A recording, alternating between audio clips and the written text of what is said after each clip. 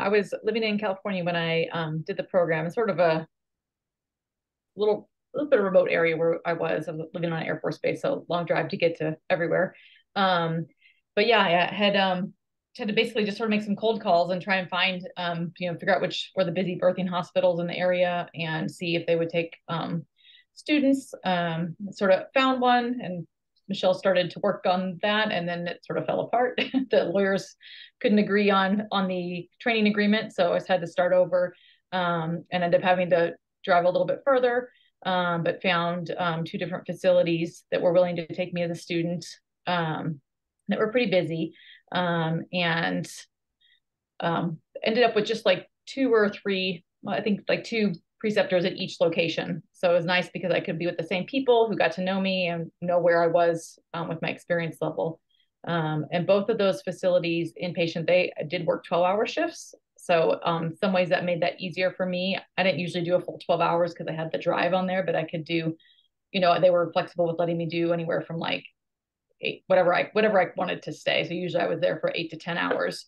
And so that made it a little bit easier for me to get the hours in a shorter period of time with arranging childcare. At the time, I didn't have to work around a work schedule, which was nice, but I did have to figure out the childcare piece. So, yeah, and then I also did a few hours with a local lactation consultant who had a private practice, which was nice to see.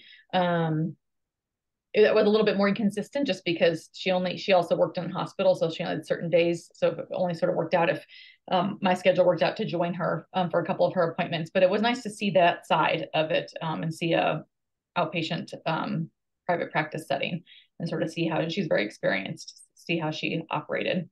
So yeah, so that was my focus. I didn't really get to do much of an outpatient clinic setting, but I sort of had to work with what was available to me, but I still got some good experience.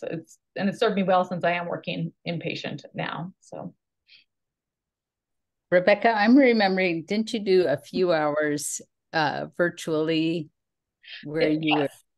Yeah, so I ended up sort of being delayed with the in-person start, and so I did do some virtual hours as well, where I observed some lactation consultants in Portland with their virtual appointments. Well, actually, some of them, I think they ended up all being, I was sort of on the computer and they had the people in person in their office. So I did get to start off that way and observe, which was actually is interesting to see how they worked as well. And I learned a lot from those experiences. So I sort of started that in the fall term, and then I did do a few also in-person hours up at Stanford, in Northern California. So that was a cool experience. It would have been nice if I had been closer and been able to do more hours there because they were very busy. But yeah, so definitely a variety of settings that I was able to do. But again, I wasn't local to Portland. I know in your guys' area, that's all set up with all those sites that you guys have.